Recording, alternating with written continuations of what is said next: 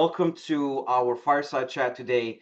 And it's titled Implementing AI in High Stakes Industries. And so, what we mean by that is that, as mentioned, there's a lot of AI talk out there today, but specifically when it comes to industries that are specifically a lot more sensitive to a lot of different things that we're going to talk about, from implementation to data to sort of how adoption happens across the board. And of course, we're really excited and honored to have Driss Temsamani with us for this exciting chat today. So Driss is the managing director and head of digital at Citi.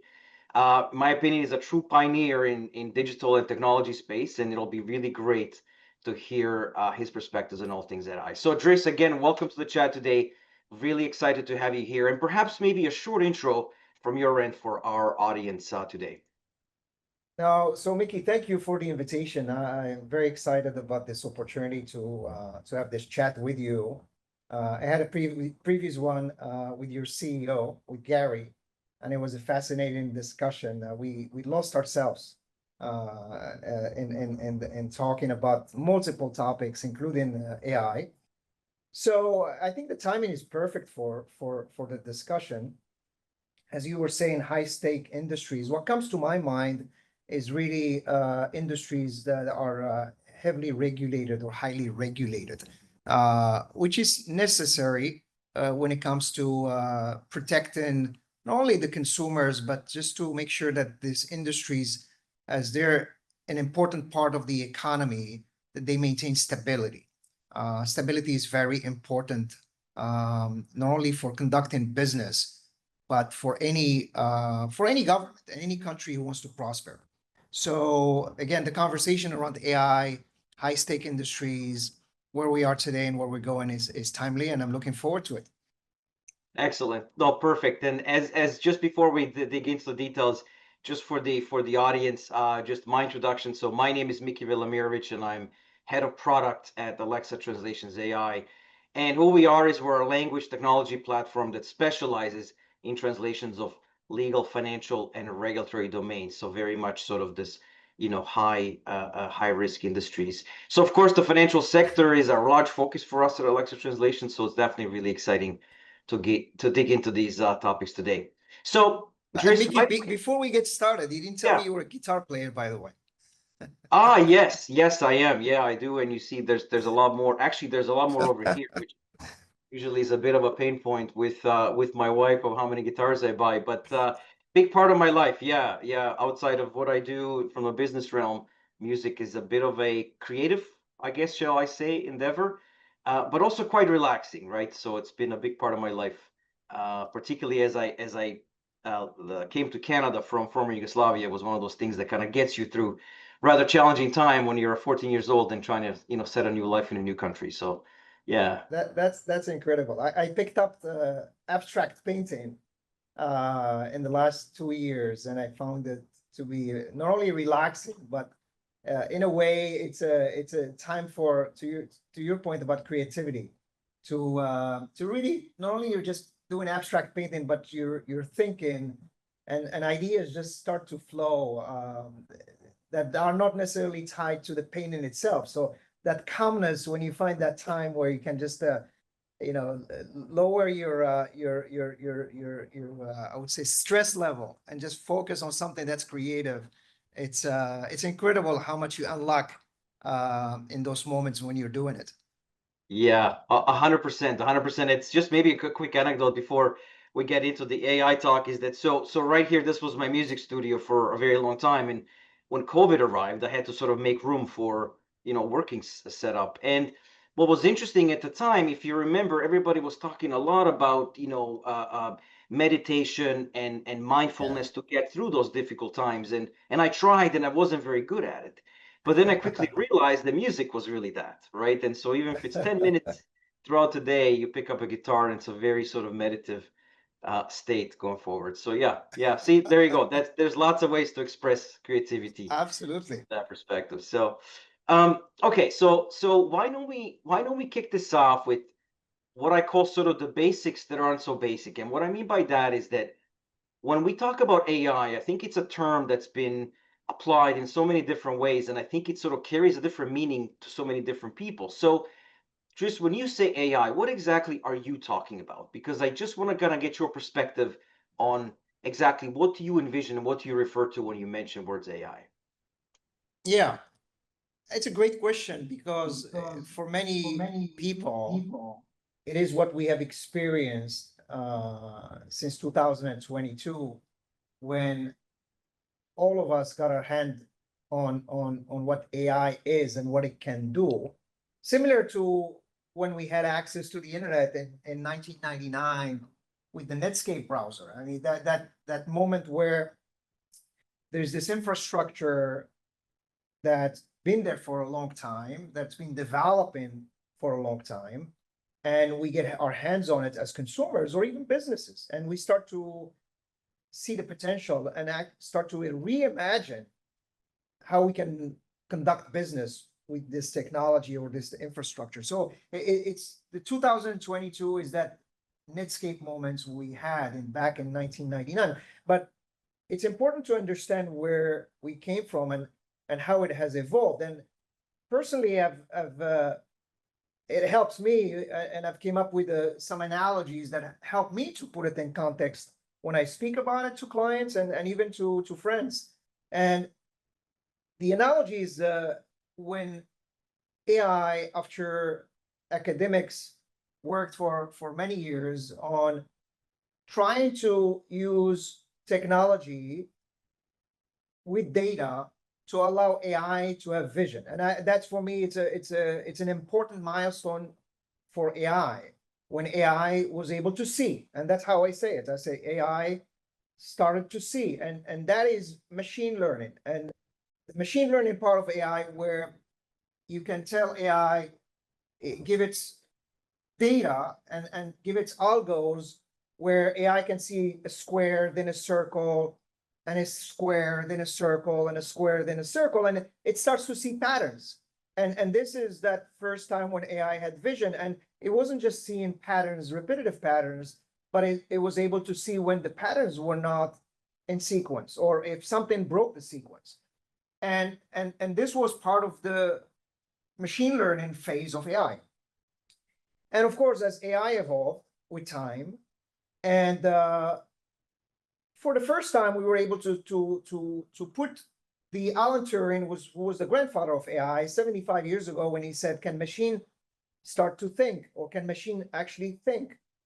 And when we applied to machine learning, when we applied to it, the way the brain works, which is basically we have neurons in our brain. As a matter of fact, we have 86 billion neurons. We all are born with the same amount of neurons, and they operate in a specific way. There's an input, and then there is this kind of pattern recognition, but there's also these associations that our brain does based on experience and learning.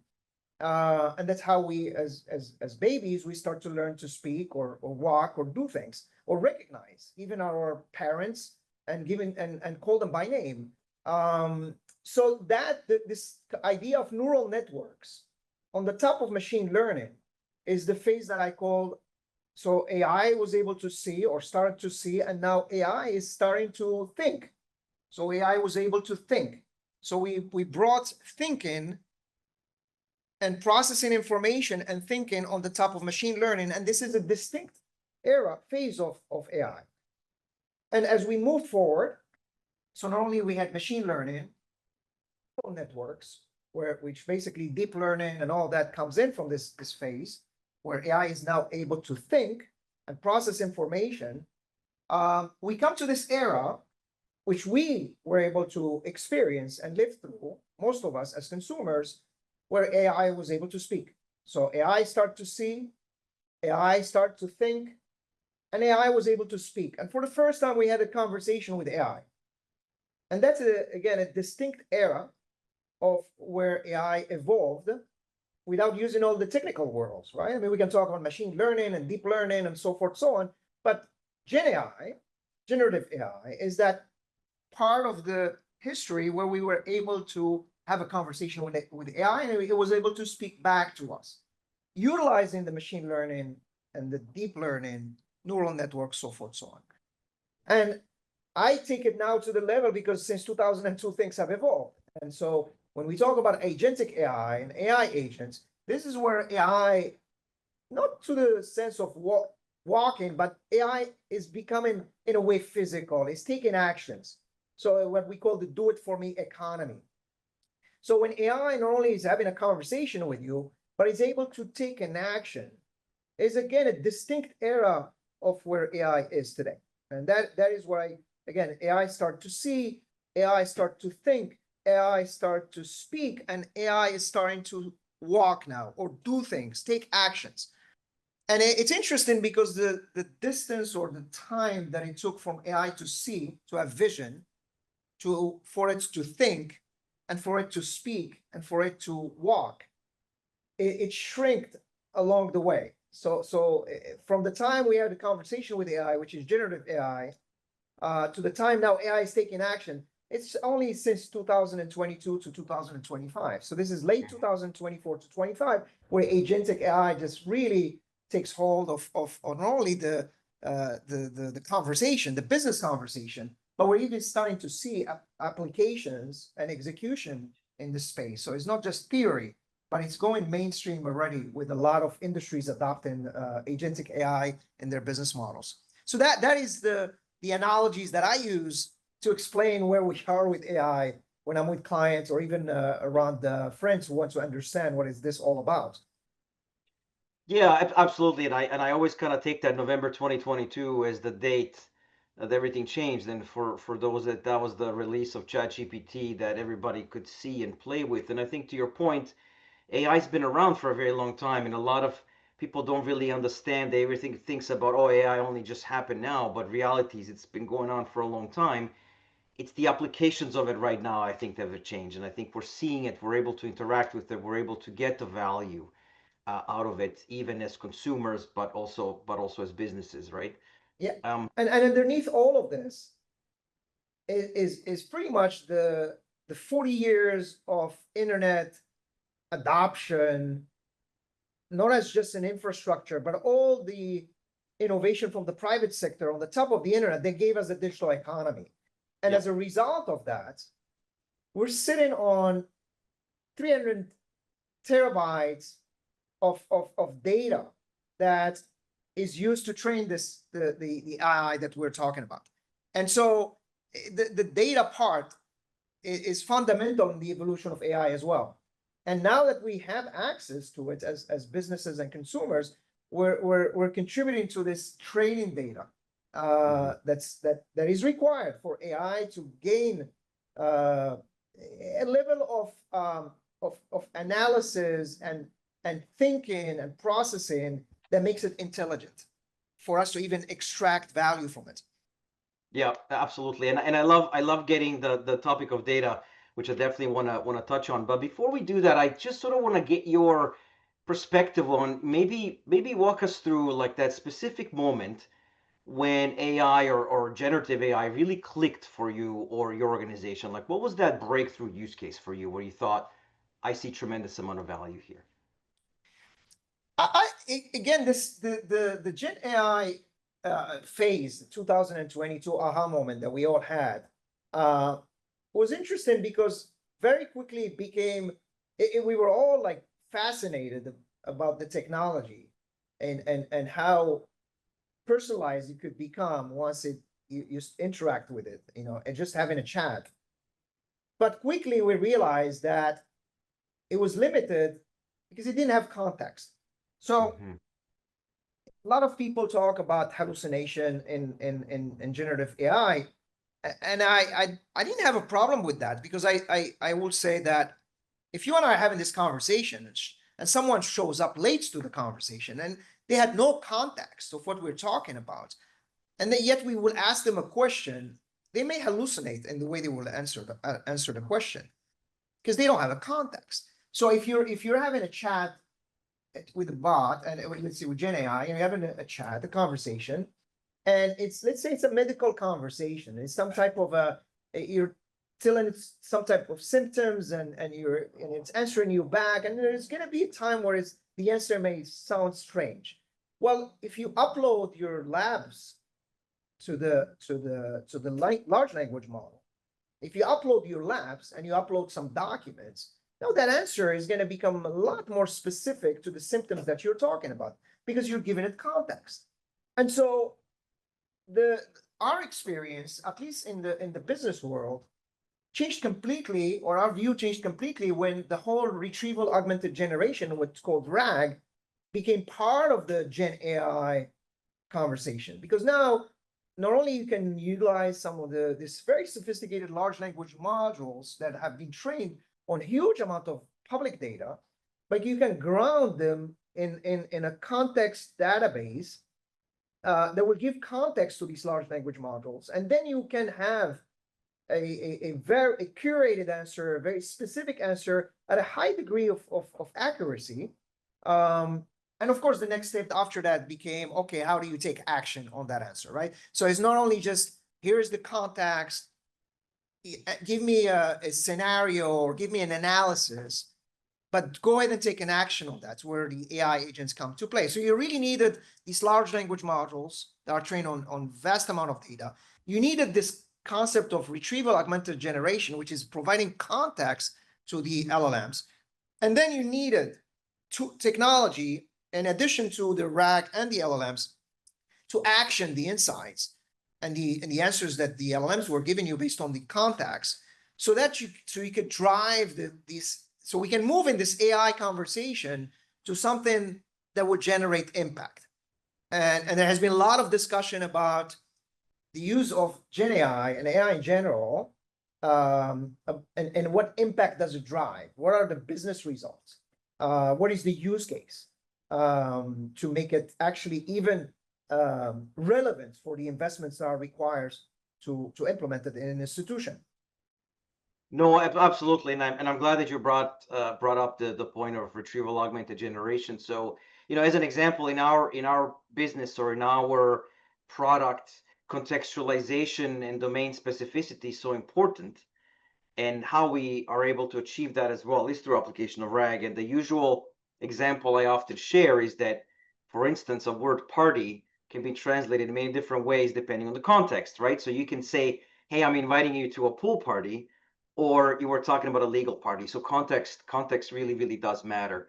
And I do believe that RAG applications are only the beginning. I think sort of where things are moving now is ability to fine tune some of these small language models, create almost a expert models, but also something that you touched on a little bit as well, and I want to dig into this, is almost this idea of, are we able to create a digital twin of a process or even of an individual, really? Could you and I have, like, could this conversation be between two of our digital twins and continue in the same way? So I think it's a really interesting thing about, where data is so critical in terms of the ultimate application in these large language models. Absolutely. I mean, so we could talk about digital twins, and we could then already start to talk about what we potentially are going to see in 2026 and 27. And this is all very accelerated, which is physical AI.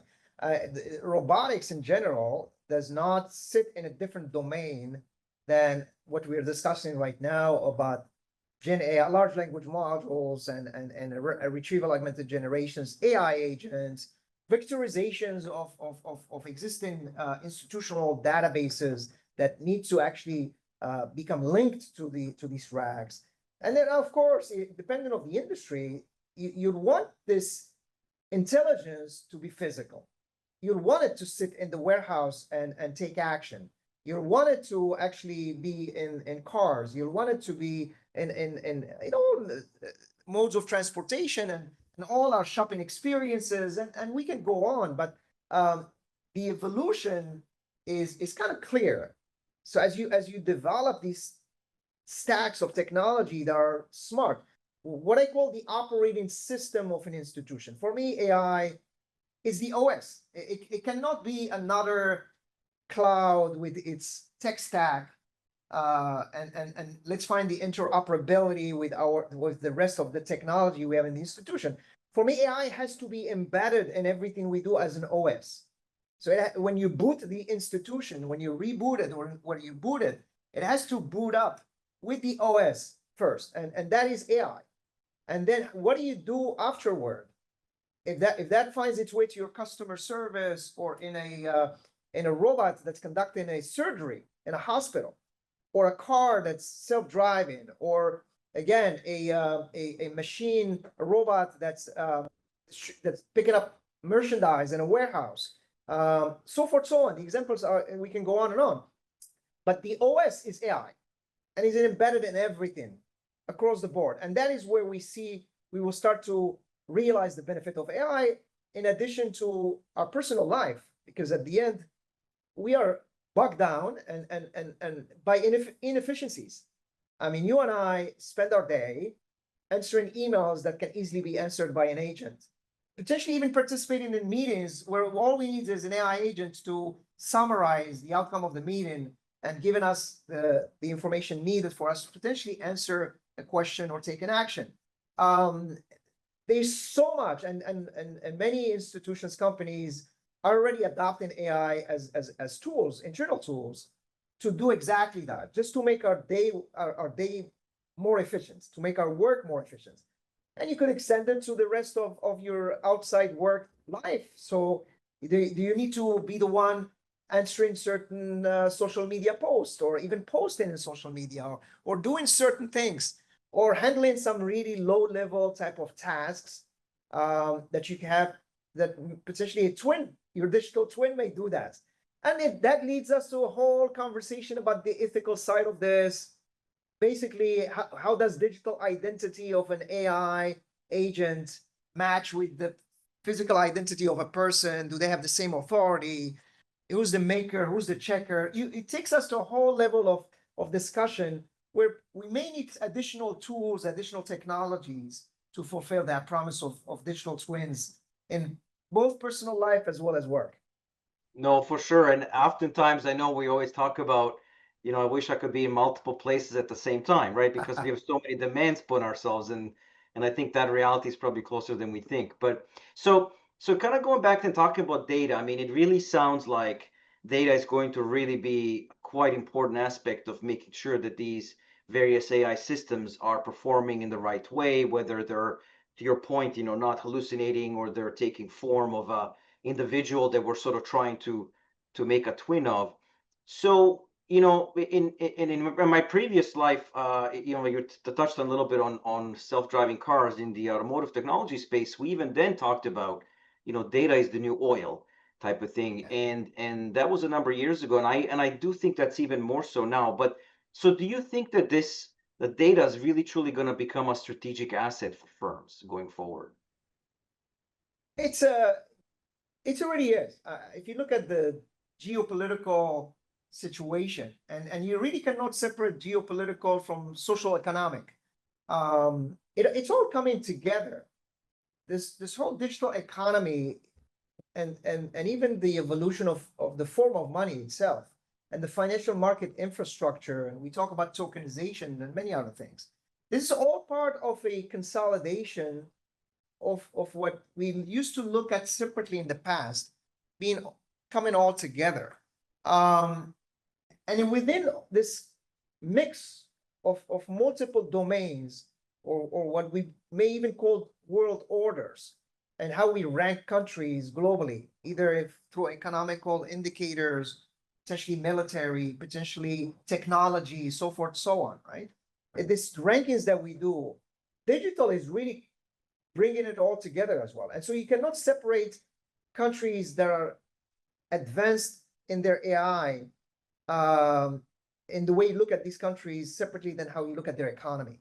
So if data is what underpins all of the AI, and AI is becoming a competitive advantage, AI is becoming a way of looking at, again, world order, and saying which country is number one, which one is number two, which one is number three. Because clearly it's a sovereign advantage. It's something that differentiates the country when it comes to its advancement in technology. But again, data is what's underneath that. And how do you start to divide this data with borders? If data is a natural resource of a country, and it's what powers its AI, then how do you ring fence that data and say, this is mine, and this AI is what makes me powerful? If we want to compare world powers and their AI advancement.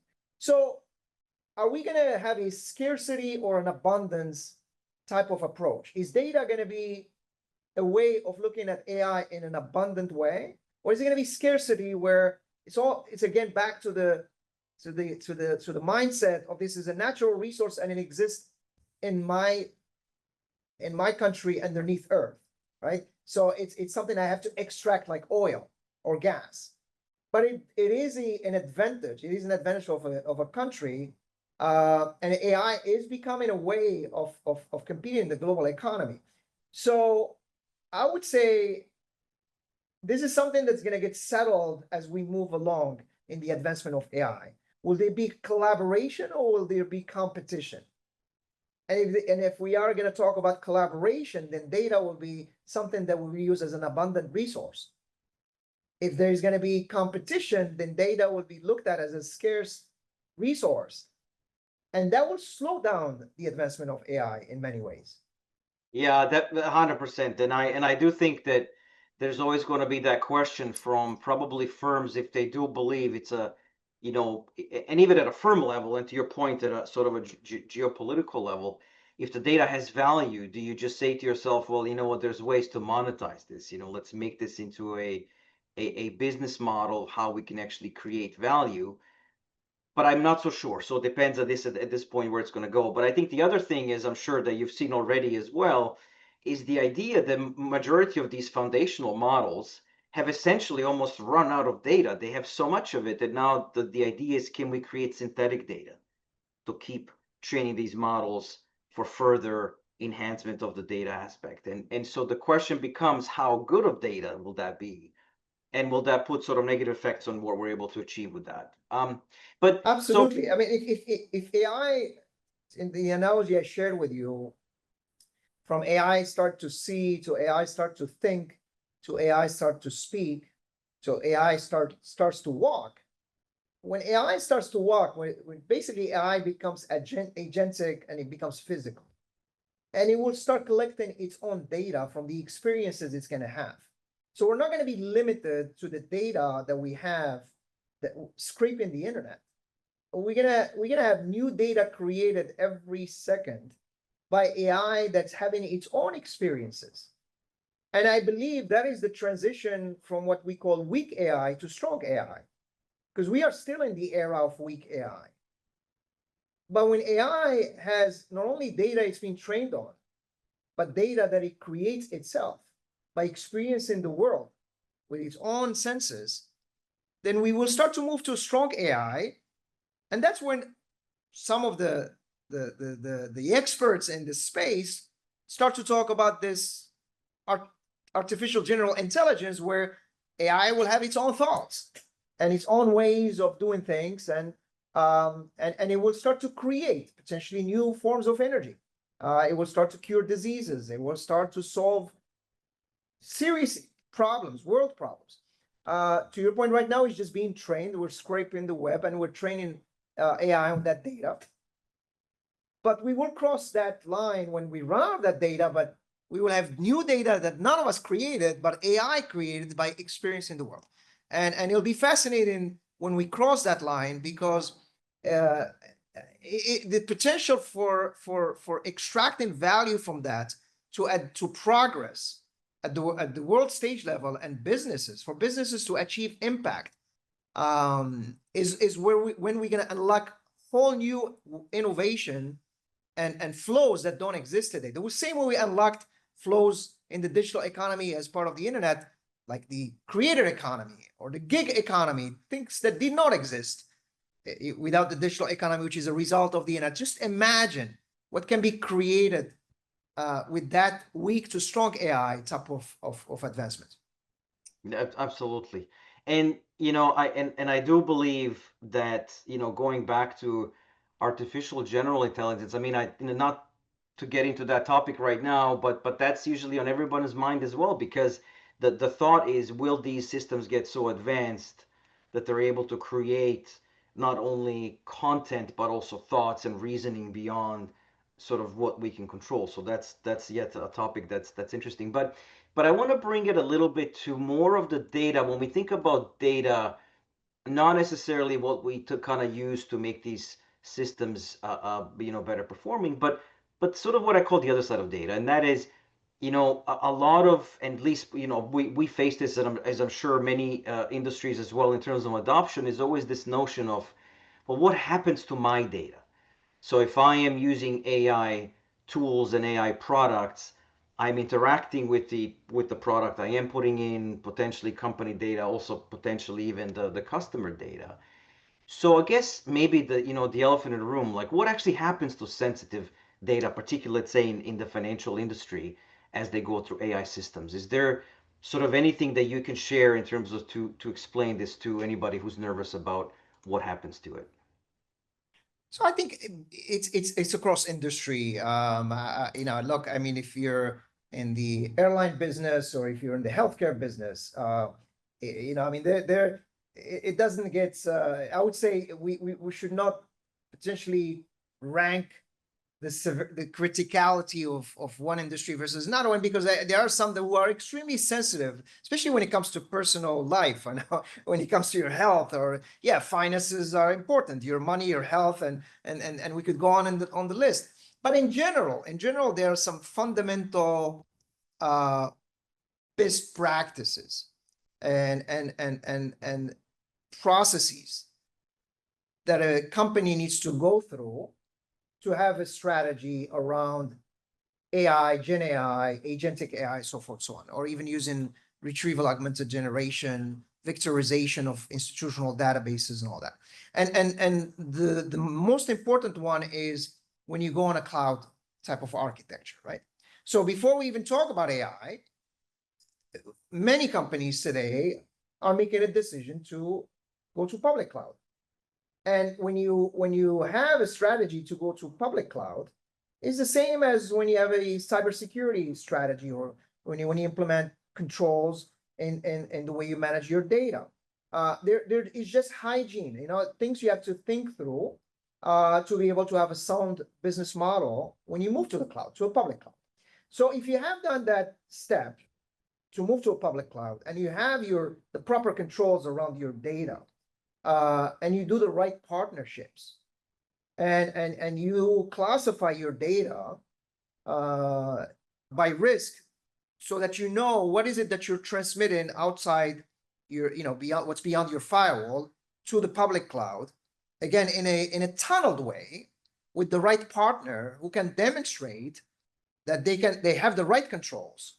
And that's not only the analysis, but the architecture that you got to build to augment it to eventually have an agentic type of AI to your clients, right? To your end customers. So I would say there are industry practices that needs to be followed.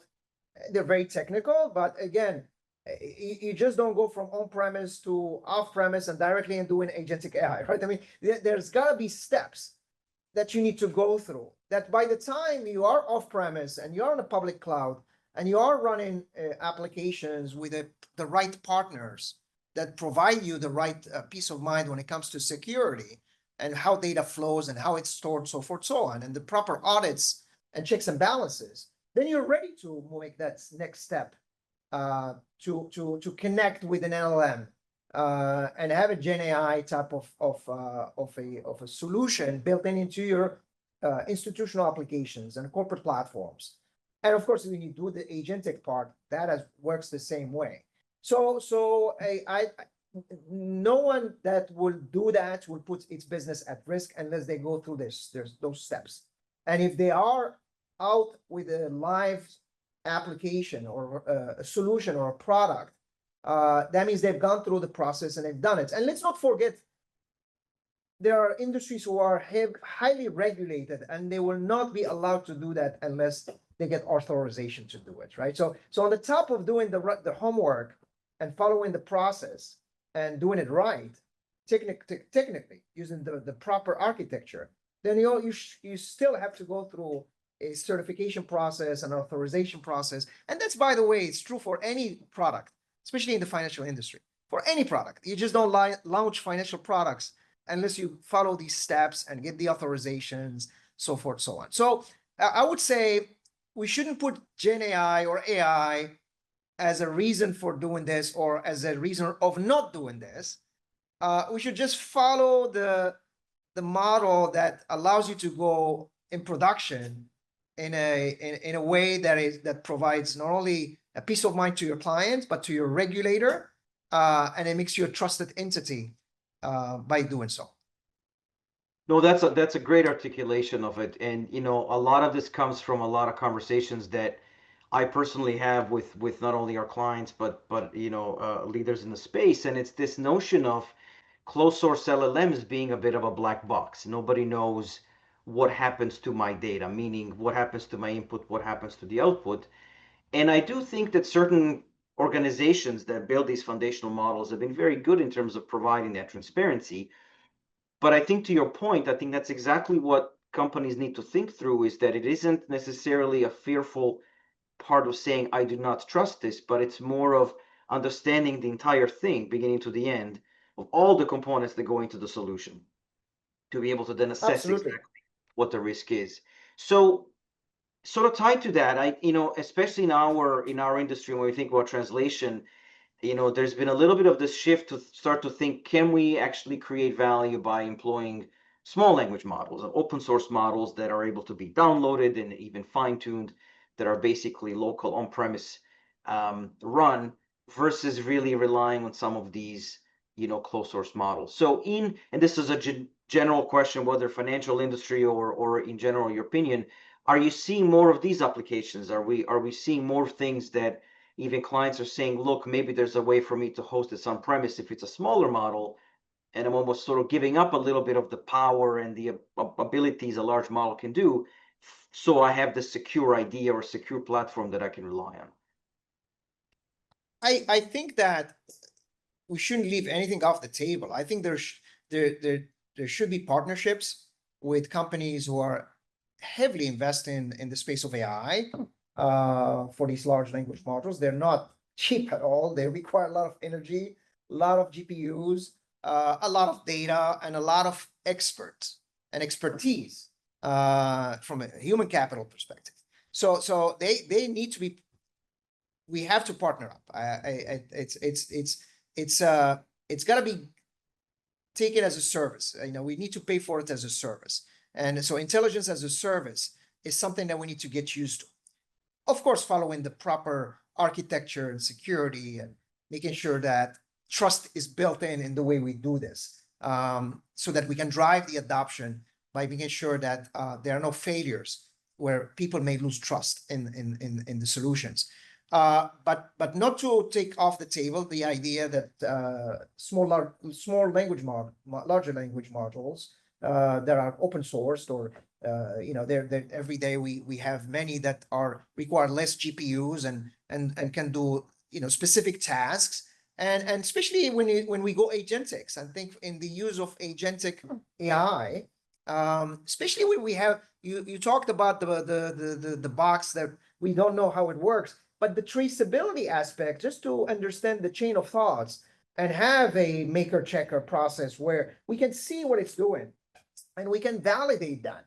I don't see why, again, we can combine and we can have a hybrid model. But yeah, I don't think that there are going to be few players that have the expertise, the funding, and even the history that they've been at this for a long time, or at least picked up from another institution that has done it for a long time and built on it. But this is a field where the expertise is key. The energy consumption, the data centers, and the energy that needs to fuel all these data centers, you need to have that, and of course the GPUs and the data to have the data expertise to go through this training process, training the transformers and the training different training models that exist. Again, to do that as a domain within your institution, it'd be divergent from your core competencies. Yeah, and to me, in my opinion, and let me know if you agree, I do think it's application dependent.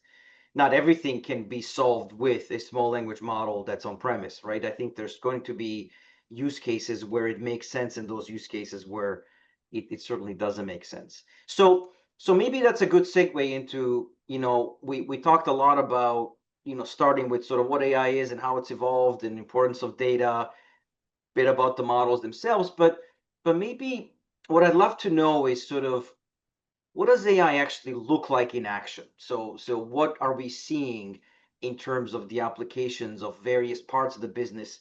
And then we can talk about financial industry in general or even beyond it, but perhaps some of the things that you're already seeing where, maybe kind of a typical day where AI is really working really hard behind the scenes to give us value. By the way, look, when I said that I see AI as the operating system of an institution. Yeah. So if you, for those that understand an OS, and you have an OS in your phone, and you have an OS in your laptop, and in your ERP and your servers and your mainframes. So an OS, the role of an OS is clear. Without the OS, the hardware doesn't work. I mean, and the whole enterprise needs to operate with AI. And then, of course, you start to build on top of that use cases. And you can think, so the reason, and you have to ask why. Why do I even have a use case for an AI OS? And the answer should be because I need to get to a certain impact. There's got to be some type of a return. Right? So if you look at, for example, the financial market infrastructure, you take any business in any industry. And the fact that we don't have AI embedded in everything we do, we tend to have a lot of inefficiencies in the way we work, in the way we execute, in the way we connect with others, be it partners or clients. It's just a lot of inefficiencies. And you take any industry. And so before we think of growth, before we think of top line, why don't we start to look at these inefficiencies as a way of improving our margins? And if we look at it as a way of improving our margins, our operating efficiencies, then our use cases should start to look at everything we do. And of course, we've been doing that, but we've been looking at it from an automation mindset. So we've been looking at process automation. And of course, every time we will do these process automations, we start to translate that back to, okay, how many people are doing it, and what is the efficiency, so forth, so on. How long is it taking? So it's mostly client experience driven. It's headcount and client experience. So yeah, improve your client experience, do it with less people. Doing it with AI, bringing a use case to AI is a completely different way to try to improve your business model. Because it's not only just automating processes, but it's rethinking on how you're doing that product or business end to end. It allows you to reimagine how you do business versus just automating what you're doing already and taking it from manual to digital. So that is the difference on having AI as your operating system and bringing a use case. So again, in my business, for example, when you look at the world of treasury, yeah, you could have a machine-to-machine connectivity with a bank. So you have your ERP connected directly with a bank, and you could be using APIs, and you could have taken your treasury from a very low digital index to a higher one and driving a lot of efficiency in your company. But with AI is the question of how do I reimagine the way I do payments? Or how do I reimagine how I move money from one country to another one? And how do I reimagine cross-border payments? And is a different way of using AI, because you're not just going to automate the process, but you're going to change completely, potentially, what the value proposition is of that particular product or solution, or even of how you interact with your clients. So it's doing it different. It's doing it much faster. We're not talking doing something from weeks to days. We're talking about days to seconds. And it's having a lot of intelligence that you need to activate across the organization. So what is the structure of your team, as an example? So do you operate both humans and agents in an org chart? And what does that mean? And so what does your day look like? Are you getting everything done in 5 minutes versus 8 hours? And then what does the rest of the day look like? Now, does that translate now to new innovations, driving business growth? So again, is not about process automation, it's about rethinking the business operating model. And that's the opportunity of these use cases that we kind of see evolving, not only in some of the client spaces, different industries, but in general, stuff you read every single day about how AI is being used and what impact it's driving. Yeah, absolutely. And I think you mentioned something really important. Um, the ability to save time. So there's a lot of applications that in my opinion, I believe this is low hanging fruit. The ability to be a lot more efficient, to take away, let's say, those tasks that AI can do very, very well, that may save you, let's say, 20 to 25% of your sort of daily or weekly time.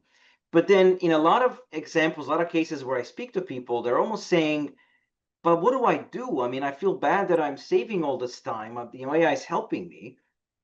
So I feel like I'm getting away with murder, right? But the question then is, but what are you doing with that time? And so I Yeah. think organizations have to always remember that the time savings isn't just to make everyone's life a lot easier so they can leave at 3 o'clock on a Friday, but more the ability then, to your point, how do you actually drive and change and involve your business model to become more powerful, more sustainable, even just to bolster the value prop. So I Yeah. do want to ask one question that you mentioned, and there's a resurgence or resurgence, there's a growth of these new firms now that are calling themselves AI native, meaning startups with a couple of founders and a bunch of agents, and they're generating, let's say, up to 30-40 million ARR per year. Do you see that there will be a world where, to your point, there will be an org chart that's going to have, human workers and agents working perfectly fine in harmony? Well, it's hard to imagine a world that's not like that. It's really very difficult. Since 2022 to now 25, and we're going into 26, with everything that has happened, it's hard to imagine that we're not going to do that. And it's going to take a sound architecture, which is trusted, regulated, that allows for scalability, and then some imagination and some first mover advantage, some not a risk taken, but really kind of being first in doing it. So this idea that you have somebody doing something like a maker, somebody being the checker, which now in the AI construct we call the human in the loop. And if you have an opportunity to go beyond process automation and have intelligence, so you're not just automating a process, but you have a technology that actually provides a high level of analysis, which will have taken you and many members of your team a long time to do. Why not rely on that? And we call it an agent within the construct of an organization or a digital twin in a personal life. So right now we need a lot of people potentially sitting in multiple parts of the world to spend a lot of time to produce a report, to do an analysis that then we have to sit down and read and make sense of what it says, and then it potentially take an action. Like what is our day? What does our day look like? And it's not about replacing the people that are doing those things, because they can also be the ones that are sitting where I sit today, and I can move to a different seat. And so again, it's an augmentation. It's really augmenting the people we have with intelligence, where it's not about doing a day worth of work in an hour versus 8, but it's about dedicating the rest of the 7 hours in doing high value activities like sitting in a room and brainstorming on solving bigger problems, and not feeling guilty when you're in an offsite or where you're in a team building exercise or doing things that have high value, when you're sitting there being guilty because you didn't answer all the emails you need to answer, or being in all the calls that you need to be, or have done many of these administrative tasks that if consolidated and done by an agent, and where you can only come in at the last mile and take a quick action, of course, by doing the right diligence. I just don't imagine us not doing that and living in an environment and by the way, in a very short period of time where we can start to take advantage of that. So that's why there's such an acceleration by many CEOs around the world of augmenting their employees with AI tools because they see the benefits. Now they're not shying away from it or they're not afraid from that. And yes, there is this stigma of people saying, well, you used AI for that, or that was generated by AI. And it's like saying, well, did you use an Excel spreadsheet to do that? Or did you use Microsoft PowerPoint to make that presentation? Like there was a time where you put Microsoft Office in your resume. And yes, you were an expert at using these tools to be more productive, to make spreadsheets or presentations, or even for word processing, or even the calculator, the scientific calculator. And people stop talking about, oh, you use the calculator to solve the problem. But now it's like we're back to that era where people saying, oh, we used AI for that. Sooner we're going to stop. We're going to stop saying that. It's just going to be embedded in how we do things. And it's not just at work, but in the way we learn at schools and everything we do. And that's when we start to turn the corner about AI becoming an OS of our life or an OS of our institution, an operating system. It just drives all the connections in how we conduct our life or how we work. So it really, I think again, really nice articulation of, especially I really like the example of Excel, being a tool that once upon a time, people would put on their resume to say I can use it and therefore it's a benefit to me. So it sounds like it's the right statement to say it's not, AI is not gonna, remove us and have us lose our jobs, but it's only going to enable us to be a lot more valuable in order to apply that time that we have saved to high value activities. So statement of, AI is not going to replace you. It's going to be someone who's using AI effectively that will, right? Um, Absolutely. I mean, we have not been able to solve a lot of the world's biggest issues because we just don't have the time to sit and think about it. We are bogged down by inefficiencies and very low level activities that take mhm. up the majority of our day at work and also our life. Think about education. How much can we improve education, specialized education for children with special need? That today we just cannot scale it fast enough or large enough to address all the problems we have in education. And what role can AI play with teachers? How can teachers be augmented with AI to Yeah. address, for example, this large problem that we have across the planet? The other one is look at traffic, look at energy, look at healthcare. And so, how can we augment doctors, teachers, potentially even how we drive, right? Autonomous driving solve a lot of the wasted time in traffic that we have in our commutes? And so these are large ticket items that we just haven't been able to solve. Not that we cannot. I don't think we have enough time and intelligence when it comes to human capital to dedicate to think about it. But once we mobilize massive human capital augmented with AI to solve these big world problems, we will start to see the benefits of it's not about replacing people's jobs or humans and robots taking over. It's really about augmenting humanity with intelligence to do more. Exactly, to put more value. No, absolutely. So, Driss, I know we've got 5 minutes left, and I'm looking at the Q&A box, and I don't see any questions. So hopefully our audience is not shy for asking questions. And I just want to ask sort of whether the team can point me to if I'm looking at the wrong place for questions. But to the audience, please, you can share your questions in the Q&A.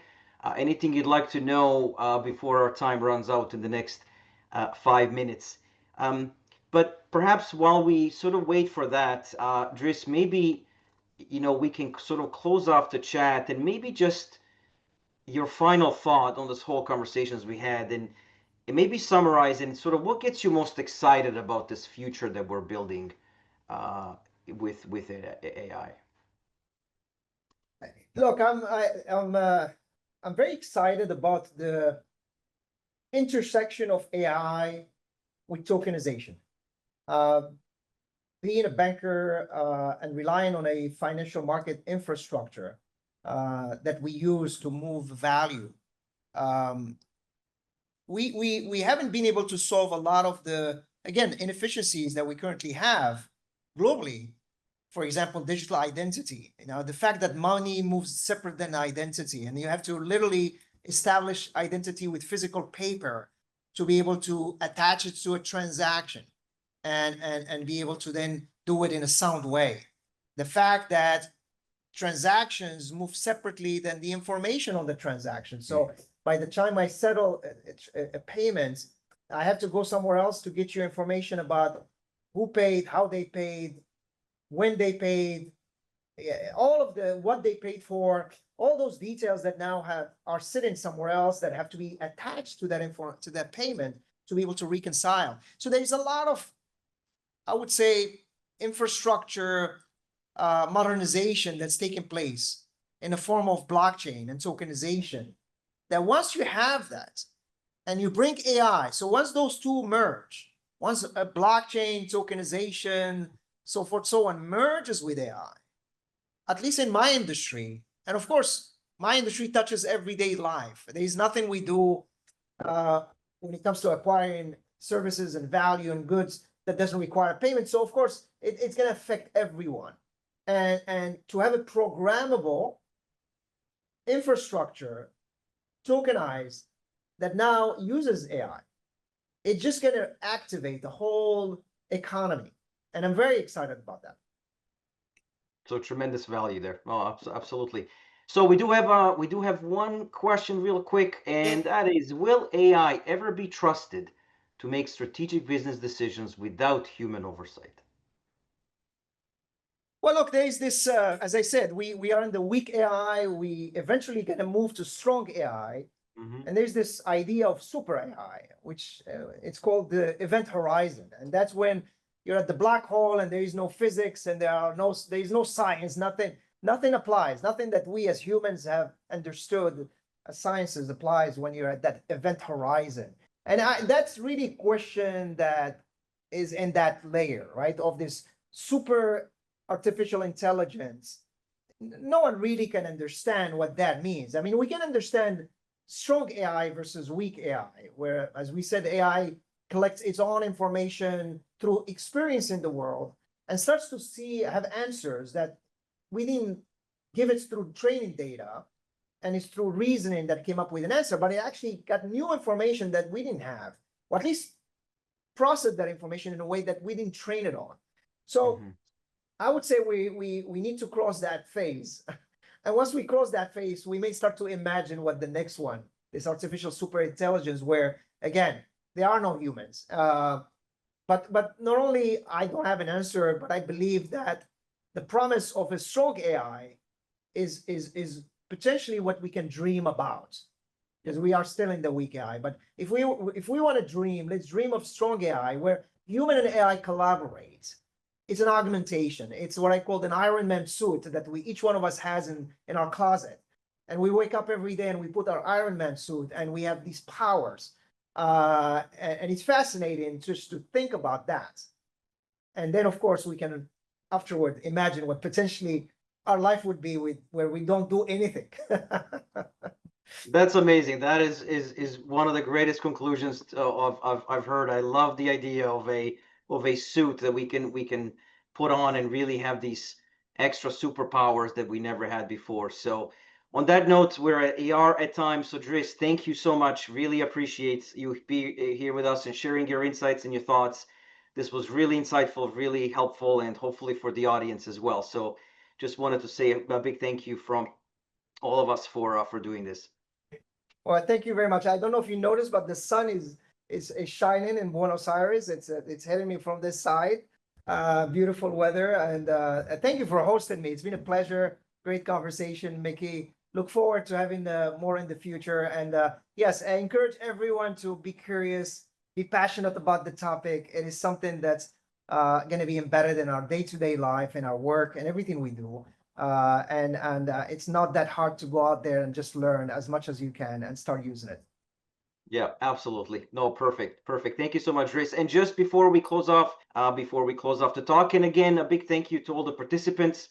Any questions you might not have had the chance to ask, by all means, send us an email, and and let us know what you want to know. But before we close off the talk, I did want to just mention and invite all of you to our next webinar, and that's happening on September 25th.